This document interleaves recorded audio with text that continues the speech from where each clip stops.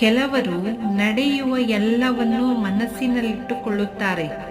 ಅವರು ಇತರರ ವ್ಯವಹಾರದ ಬಗ್ಗೆ ಯೋಚಿಸುವ ಮೂಲಕ ಮತ್ತು ತಮ್ಮ ಮನಸ್ಸಿನಲ್ಲಿಯೇ ವಾದಿಸುವ ಮೂಲಕ ತಮ್ಮನ್ನು ತಾವೇ ಚಂಚಲಗೊಳಿಸಿಕೊಳ್ಳುತ್ತಾರೆ.